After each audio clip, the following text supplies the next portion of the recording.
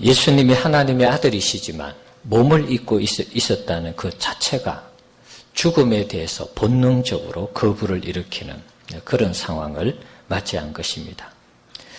그래서 체포되시기 전까지 겟세마네 동산에서 기도하시면서 마음을 다 잡으시는 그런 모습이 오늘 본문 속에 기록이 되어 있습니다. 예수님은 한마디로 십자가를 회피하고자 하는 유혹과 시험을 받으셨지만 기도로 이기셨다. 이렇게 볼 수 있는 것이죠. 자, 하지만 제자들은 지금 어떻게 하고 있습니까? 지금 예수님에게 어떤 일이 일어나고 있는지 정확하게 상황 파악을 하지 못하고 있습니다. 지금 예수님에게 어떤 일이 일어나고 있는지, 그래서 예수님이 앞으로 어떻게 될 것인지 그 부분에 대해서 짐작조차도 못하는 것입니다. 그저 예수님하고 함께 따라다니는 것이 좋아서 예수님 십자가 진다라는 이 생각을 전혀 하지 못한 것이죠. 사실 예수님은 가르침 가운데 몇 번에 걸쳐서 내가 고난을 받고 죽었다가 다시 살아날 것을 몇 번 가르쳐 주셨습니다. 그런데 제자들은 그것을 인지하지 못한 것입니다. 평안하고 좋을 때 제자들은 기도하면서 예수님의 십자가를 대비했어야 하는데 그러하질 못했습니다. 앞에서도 잠깐 말씀드렸습니다마는 예수님이 십자가를 진다 이렇게 말씀하실 때도 그것을 흘려 들은 것이죠. 아니면 애써 외면했는지도 모르겠습니다. 예수님이 죽으면 다 끝장나는데 그런 생각하고 예수님이 고난받고 십자가에 죽으신다. 그럴 리가 있을까? 그러면서 애써 외면했는지도 모릅니다. 자, 그러다가 기도하지 않는 가운데 이런 예수님이 체포당하는 이런 상황을 맞이하게 되는 것입니다. 제자들은 예수님을 따라다닌다고 굉장히 피곤해 있었습니다. 지쳐 있었습니다. 자, 하지만 예수님은 제자들에게 충고하기를 40절에 있는 말씀, 우리 40절 말씀 같이 한번 읽어봅시다. 그곳에 이르러 그들에게 이르시되 유혹에 빠지지 않게 기도하라 하시고, 유혹에 빠지지 않도록 기도해라. 피곤하고 그리고 힘든 거 알지만 그럼에도 불구하고 너희들이 유혹에 빠지지 않기 위해서는 기도해야 된다. 이것을 말씀하고 있는 것입니다. 지금 상황이 내가 지금 체포되기 직전인데 너희들이 위기를 맞이할 텐데 지금 기도하지 아니하면 너희들이 어려움을 당할 텐데 그런 마음으로 유혹에 빠지지 않도록 하기 위해서 기도하라고 말씀하고 있습니다. 예수님을 버리고 싶고 부인하고 싶고 예수님을 떠나야 하는 그런 유혹이 찾아올 때 기도로 대비하면서 이것을 잘 준비하라고 그렇게 말씀하신 것입니다. 예수님이 십자가를 앞에 두고 체포될 때 제자들이 다 도망갈 것을 예수님은 직감하셨습니다. 아니 이미 말씀을 하셨어요. 마태복음 26장 31절 말씀을 보시면 한번 읽어봅시다. 그때 예수께서 제자들에게 이르시되 오늘 밤에 너희가 다 나를 버리리라. 기록된 바 내가 목자를 치리니 양의 떼가 흩어지리라 하였느니라.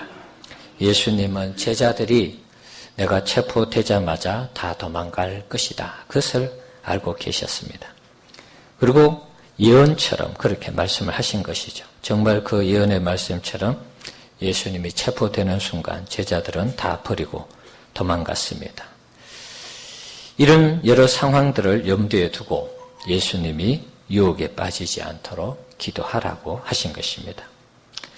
예수님은 자기 목숨을 버리기 위해서 십자가를 통해 죄인을 구원하기 위해서 자기 백성을 죄에서 구원하기 위해 또 예수님이 오셔서 아버지의 뜻을 이루기 위해 기도하시면서 살고 싶은 육체의 본능을 물리치면서 기도하면서 끝까지 순종을 한 것입니다.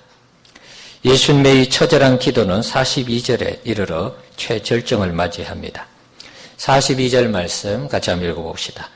이러시되 아버지여 만일 아버지의 뜻이거든 이 잔을 내게서 옮기시옵소서.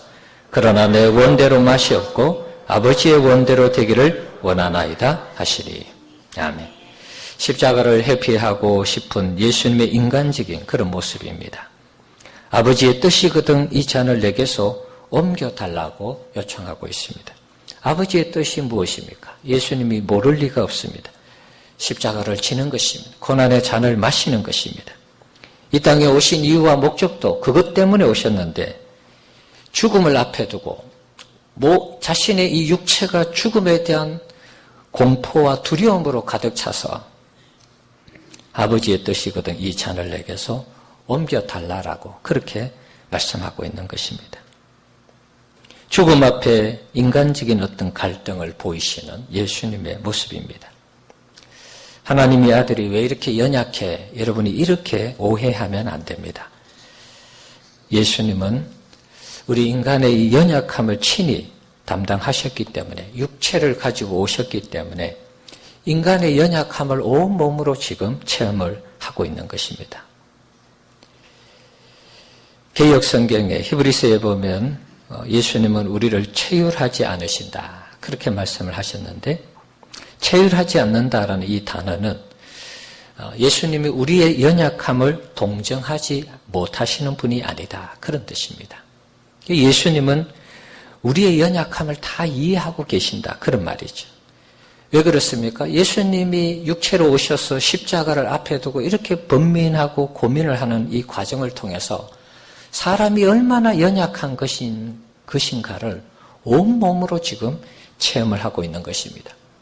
예수님 당신이 하나님의 아들로서 십자가 지기 위해서 분명히 오셨지만 막상 십자가를 지려고 하니까 이게 너무 부담이 되는 것입니다. 그리고 죽음의 공포가 너무 두렵게 이렇게 와닿는 것입니다.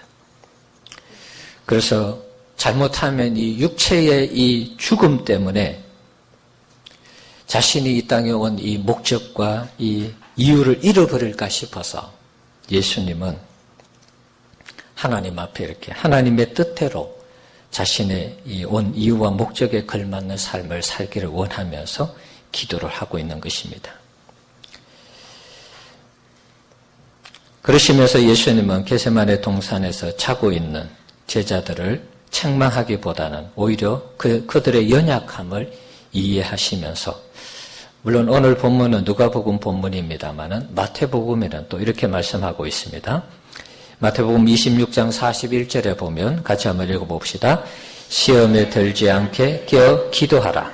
마음에는 원이로되 육신이 약하도다 하시고 기도해야 되는데 마음으로는 원하는데 육신이 약한 이 제자들의 모습을 보시면서 어느 정도 이해를 하고 있는 것입니다. 마지막으로 예수님은 진액을 뿜으시면서 기도를 마치신 후에 다시 제자들에게 와서 말씀하십니다. 누가복음 22장 46절입니다. 읽어봅시다. 이러시되 어찌하여 자느냐 시험에 들지 않게 일어나 기도하라 하시니라. 자고 있는 제자들을 향해서 왜 계속 자느냐 기도하라고 했는데 시험에 들지 않게 일어나 기도하라. 그렇게 또다시 말씀하고 있습니다. 예수님의 말씀을 빌리면 우리가 유혹과 시험에 빠지지 않고 이기는 방법은 기도하는 것입니다. 2017년도 우리가 이기고 승리하기를 위해서 지금 계속해서 기도하고 있고 또 사모하면서 우리가 신앙생활하고 있습니다. 2017년을 우리가 이기기 위해서는 기도하는 습관을 가져야 하겠습니다. 39절의 말씀을 보시면 예수께서 나가서 습관을 따라 이렇게 되어 있죠. 예수님이 기도하는 습관을 가지시고 감람산에 있는 이 겟세마네 동산에서 마지막까지 기도를 하셨다는 것입니다. 예수님은 산기도뿐만 아니라 때로는 금식기도도 하셨고 새벽기도도 하셨고 철야기도도 하셨습니다.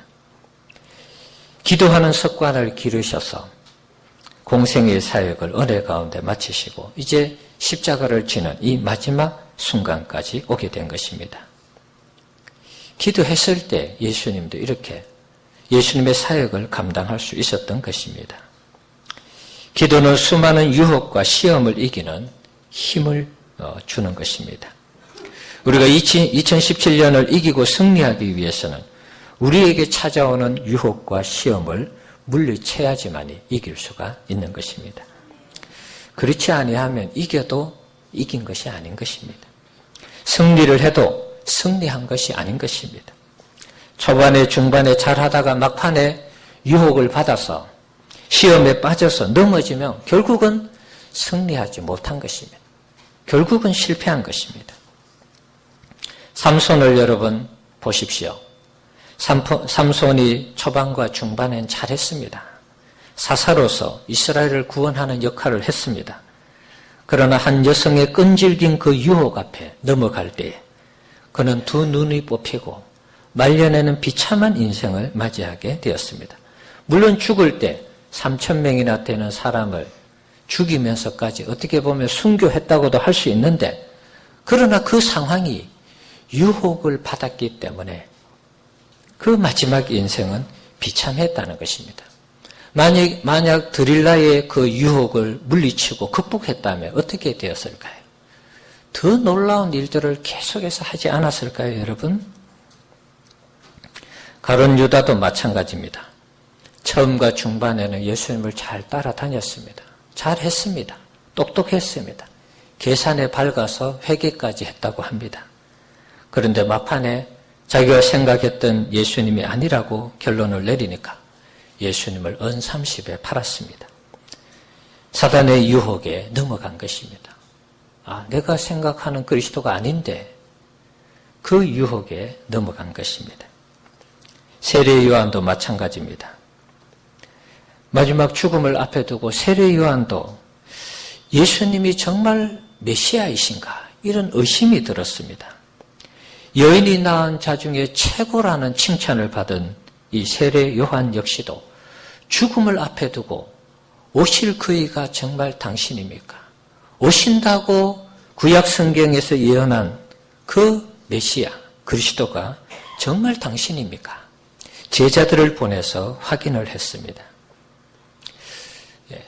세례 요한도 잘못하면 예수님이 아니라는 이런 생각으로 이어질 수 있었다는 것입니다. 제자들을 보내서 당신을 확인하는 그런 요한의 제자들에게 예수님이 뭐라 그러셨습니까?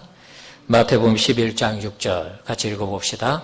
누구든지 나로 말미암아 실족하지 아니하는 자는 복이 있도다 하시니라. 나로 말미암아 실족하지 아니할 때 복이 있다 이렇게 말씀하고 있습니다. 자, 이렇게 나름대로 신앙이 있고 믿음이 있다고 하는 분들도 유혹을 받고 시험에 빠지는 이런 경우를 볼 수 있습니다. 때로는 믿음의 선배들 중에 넘어진 분들도 있고 때로는 이긴 분들도 있습니다. 예수님은 결국 이기셨죠. 십자가의 길을 걸어가셨으니까. 유혹과 시험을 받을 때 이길 수 있는 방법 다른 것이 아닙니다. 기도하는 것입니다. 기도하면 오늘 본문을 보면 아시겠지만 하나님이 천사를 보내셔서 힘을 더해 주시는 그런 장면을 43절에서 볼 수 있습니다. 유혹과 시험이 엄청나게 이 무거운 짐으로 우리에게 다가오고 우리에게 엄청난 도전이 이루어질 때, 도전으로 다가올 때 우리가 기도하면 하나님이 이길 수 있는 힘을 주시는 것입니다.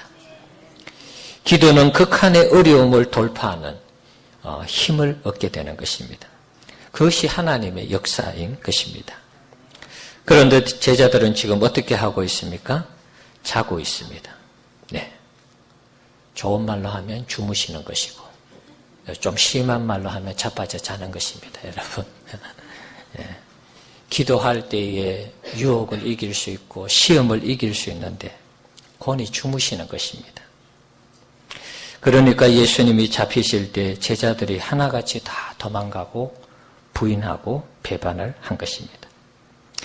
베드로가 제자들을 베드로가 제자들을 대표해서 예수님이 잡히실 때 멀찍이 그 대제사장의 뜰까지 따라가는 그런 모습을 54절에 볼 수 있습니다. 나름 최선을 다했습니다. 하지만 예수님의 예언처럼 베드로도 여지없이 자신의 목숨이 위태롭다고 생각될 때에 예수님을 3번 부인하게 되는 것입니다. 왜 그렇습니까? 기도하지 않았기 때문에. 어떻게 보면 예수님과 제자들은 같은 상황이었습니다. 예수님도 잡히면 십자가에 죽는다는 것을 알았습니다. 그 죽음의 공포를 벗어나기 위해서 이 십자가의 이 잔, 고난의 잔을 안 마시려고, 안 마셨으면 하는 그런 마음으로 기도했지만 기도하다가 하나님의 뜻대로 아버지의 원대로 되기를 원한다. 이렇게 고백을 하지 않았습니다. 제자들은 살기 위해서 기도하지 않았기 때문에 살기 위해서 몸으로 그냥 반응하는 대로 부인하고 배반하고 버린 것입니다. 부인하지 않아야 되는 거 알고 있었습니다.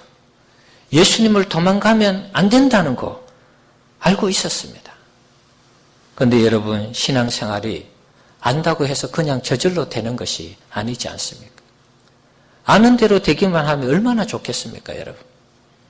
여러분이 알고 있는 성경 지식대로 우리가 신앙생활을 할 수만 있다면 더 이상 배울 필요는 저는 없다고 보는 것입니다.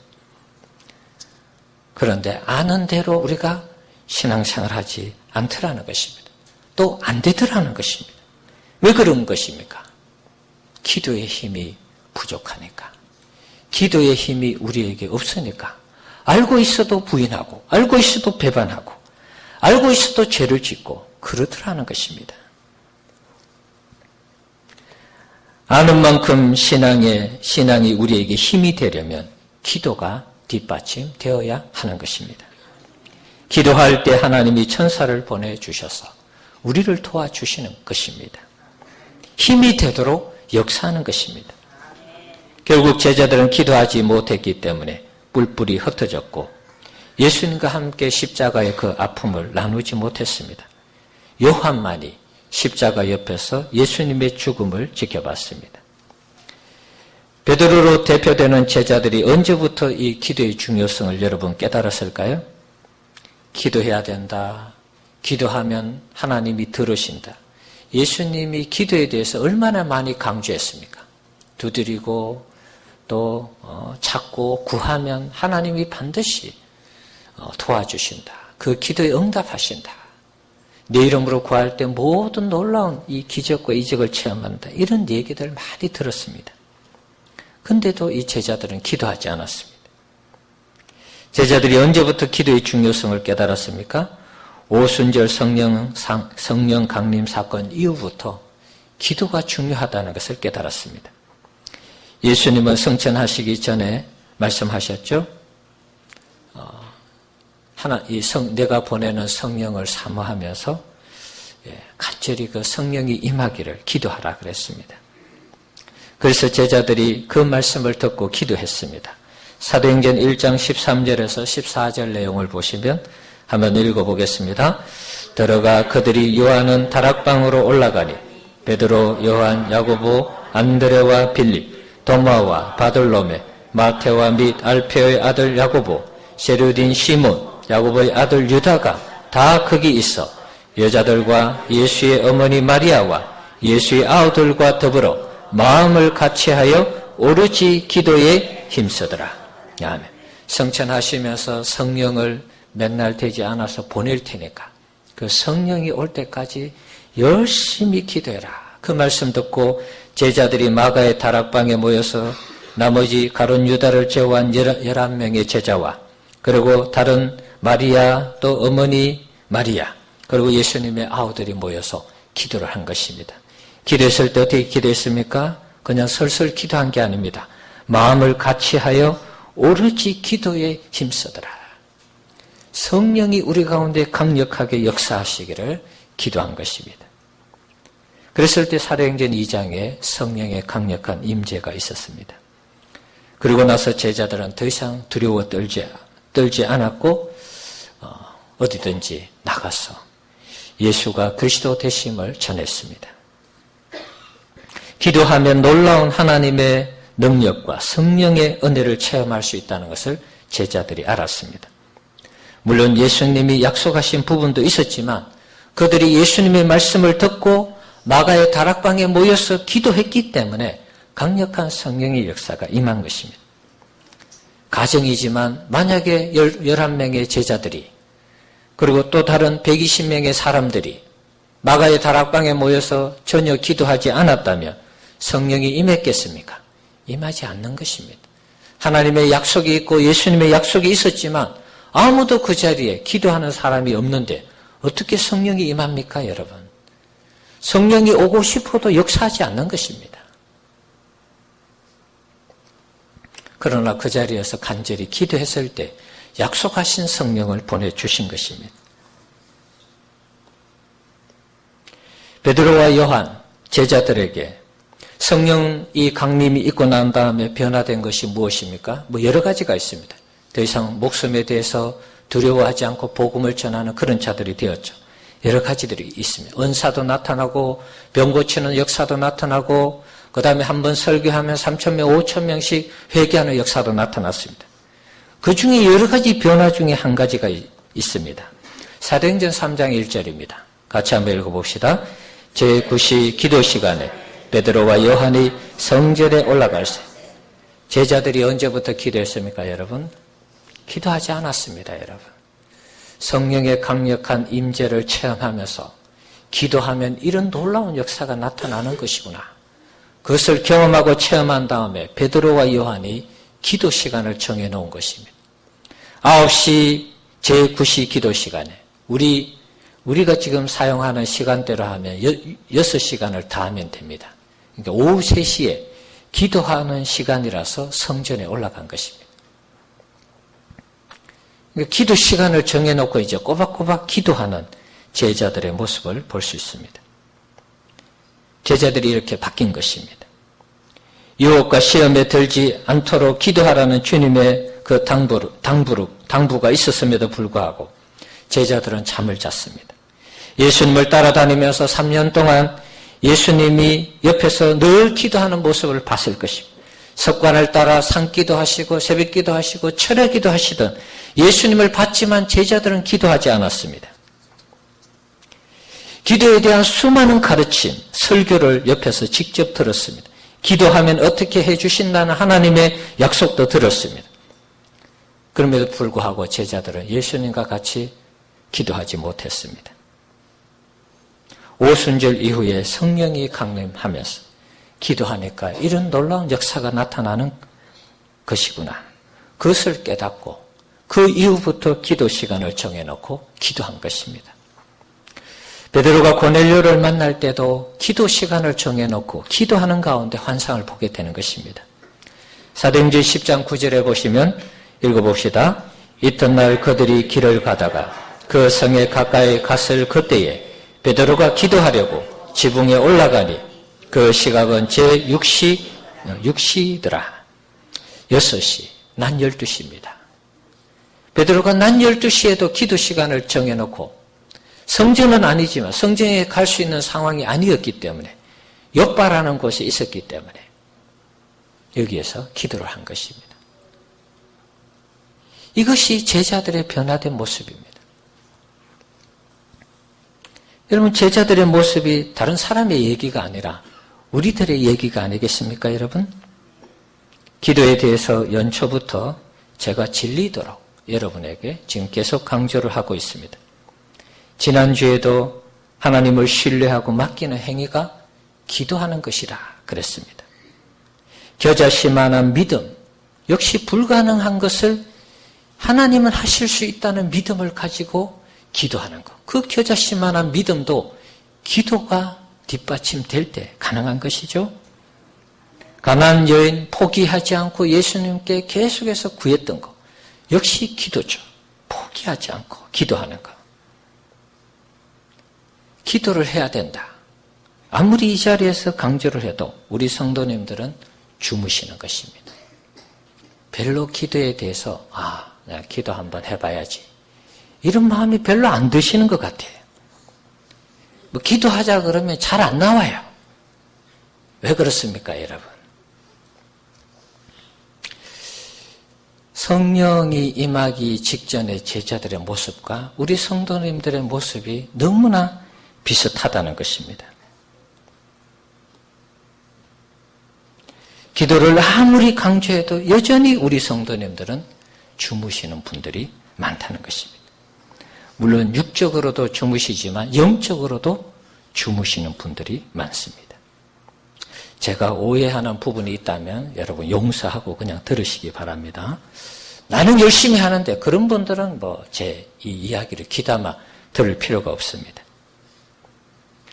여러분이 피곤하다는 거 다 알고 있습니다. 직장생활하고 사업을 하실 때 피곤하죠. 왜 안 피곤하겠습니까? 특히 날은 얼마나 춥습니까, 여러분? 추운 날 이불이 우리를 잡아서 당기지 않습니까, 여러분? 따뜻한 방바닥이 우리를 당깁니다. 일어설 수 없을 정도로 유혹을 하지 않습니까, 여러분? 제자들도 마찬가지입니다. 예수님 따라다니면서 너무 피곤하고 너무 힘들고 사실은 따라다니는 게 너무 힘들어요. 예수님은 사역하시니까 좀 덜 힘들 수 있습니다. 무슨 말이냐 하면 설교를 할 때 제가 이렇게 서 있으니까 여러분은 앉아 있고 저는 서 있으니까 제가 힘들 것 같죠. 사실 안 힘듭니다. 오히려 여러분들이 앉아 있는 분들이 더 힘들어요. 들으니까. 저는 좋아서 막 하는데 우리 성도님들은 앉아서 들어야 되는 형편이니까 힘들어요. 설교를 2시간 하면요. 앉아 있는 분들 다 넘어집니다. 요즘은. 따라다니는 사람이 힘들게 돼 있어요. 제자들이 계속 힘든 것이 모르겠습니까? 예수님이 힘들고 피곤한지 알지만 유혹에 빠지지 않도록 기도해라. 그렇게 말씀하신 것입니다. 시험에 들지 않도록 기도해라. 그렇게 말씀하신 것입니다. 저도 알고 있습니다. 우리 성도님들이 힘들고 바쁘고 춥고 그런 거 다 알고 있습니다. 그런데 우리가 그것 때문에 계속 기도하지 않는다면 유혹이 찾아오고 시험이 찾아오면 넘어진다는 것입니다. 앞에서도 잠깐 언급을 했습니다. 우리가 이긴다고 해서 이긴 게 아닙니다. 승리한다고 해서 승리한 게 아닙니다. 이기고 승리해서 최정상에 올라갔는데 기도하지 않을 때 유혹이 찾아오고 시험이 찾아오면 한 방에 무너지는 것입니다. 한 방에 끝나는 것입니다. 그때는 더 어려워지는 것입니다. 처절한 실패를 맛보기 때문에. 여러분 높은 데 올라가서 넘어지면 다시 회복하는 것이 쉽지가 않습니다. 오히려 안 올라간 것보다 못한 것이 되는 것입니다.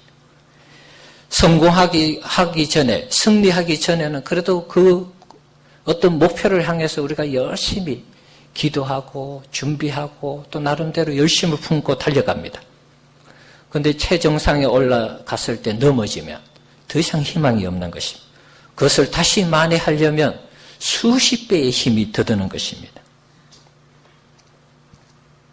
이미 꿈꾸고 있는 그 꿈이 이루어졌다가 사라졌기 때문에 다시 재기한다는 것은 더 어려운 것입니다. 삼손이 한번 넘어졌을 때 재기가 불가능했습니다. 물론 마지막에 3,000명하고 함께 순교한 것은 맞지만 재기가 안 되는 것입니다. 사랑하는 성도 여러분, 원래 우리가 다윗처럼 어디를 가든지 이기게 하시는 삶을 살기 위해서는 계속해서 기도가 뒷받침되어야 하는 것입니다. 하나님을 위하는 그 중심을 가지고 계속해서 기도할 때 수많은 유혹과 시험 앞에서도 그것을 극복해가며 쳐내가면서 반드시 우리가 이기는 길로 걸어가게 되는 것입니다. 기도가 우리에게 뒷받침이 되지 아니하면 오래가지 못하는 것입니다. 여러분 일찍 샴페인을 터뜨리면 안 됩니다. 다 됐구나. 이제 모든 것이 끝났구나. 그러면 안 되는 것입니다. 여러분이 기도로 그것을 계속해서 뒷받침할 때에 이것이 지속되는 그런 상황에서 여러분이 그때 샴페인을 터뜨려야 되는 것입니다. 다윗의 실패를 보십시오. 어디를 가든지 다 이겼습니다. 정말 부러울 것이 없는 왕이 되었습니다. 그런데 언제 넘어졌습니까? 다 됐다고 생각했을 때, 방심할 때 넘어졌습니다. 한 여성의 목욕하는 모습을 보면서 거기에 유혹이 되어서 남의 아내를 취하고 남의 아내 남편을 전쟁터에 내보내서 죽였습니다. 살인죄를 범한 것입니다. 다윗에게 잊을 수 없는 죄가 된 것입니다. 오늘 본문에 우리 교회 표에 있는 이 성경 말씀은 역대상 18장에 있는 말씀인데 사무엘 하에는 이 어디를 가든지 이기게 하셨다는 말씀이 8장에 소개되고 있습니다. 8장에 역시 두 번에 걸쳐서 다윗이 어디를 가든지 이기게 하셨다. 이런 본문이 나옵니다.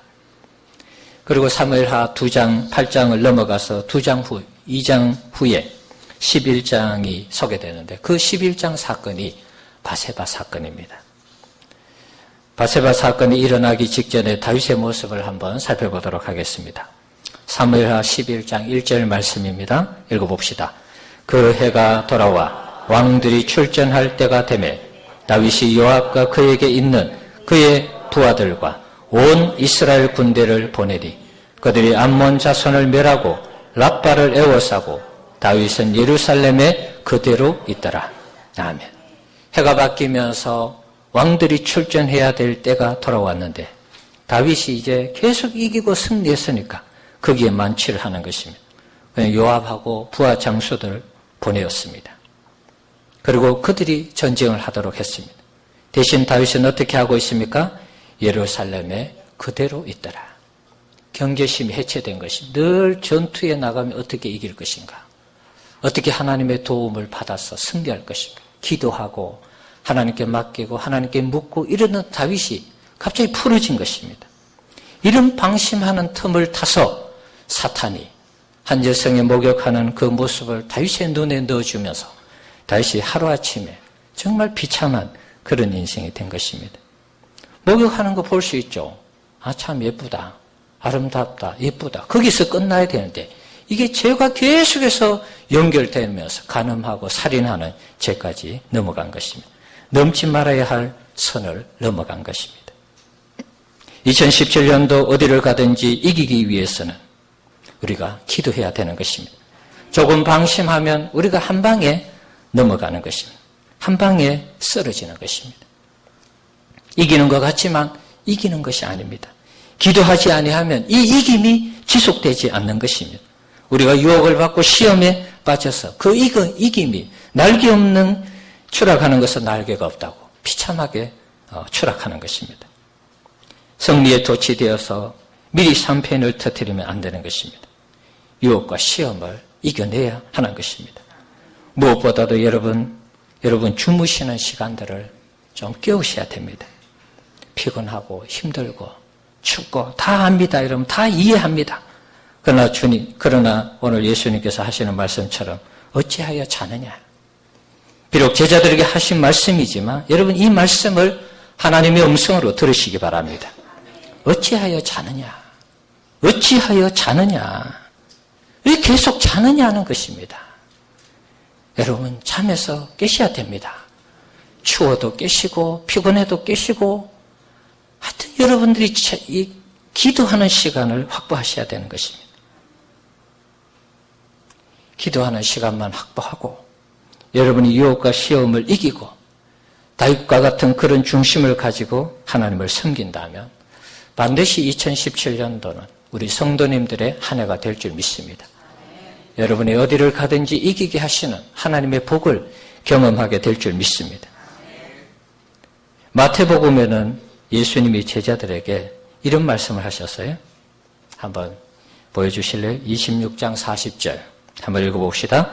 제자들에게 오사 그 자는 것을 보시고 베드로에게 말씀하시되 너희가 나와 함께 1시간도 이렇게 깨어 있을 수 없더냐. 1시간만 깨어서 기도하면 유혹과 시험을 물리칠 수 있는데 이 1시간도 깨어서 기도하지 못하느냐. 그런 말씀이죠.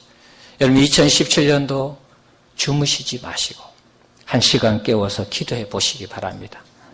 내 인생이 어떻게 달라지고 우리 가정이 어떻게 달라지고 우리 교회가 어떻게 달라지는지 여러분 체험을 해야 되지 않겠습니까? 기도에 대해서 수많이 들었습니다. 기도에 대한 성경 너무 잘 알고 있습니다. 그러나 중요한 것은 내가 기도하지 아니하면, 내가 기도 안 하면 기도의 모든 축복이 내 것이 안 되는 것입니다. 여러분 추운 날 1시간 기도하십시오. 기도하면 여러분의 인생에 한파가 찾아오는 날이 분명히 있을 것입니다. 그 한파가 찾아오는 그날 여러분이 이 추운 날씨에 하나님 앞에 나와 기도하고 또 하나님을 찾고 하나님을 의지하면 여러분의 인생의 그 한파에 어려울 때 하나님이 반드시 도와주시는 그런 은혜가 있을 줄 믿습니다. 예, 여러분 춥다고만 주무시면 안 되는 것입니다. 기도하시고 하나님의 도움을 구하시고 어떻게 하면 하나님을 위하는 삶을 살 것인가 거기에 관심을 가지시고 올 한 해 여러분 신앙생활 해보시기 바랍니다.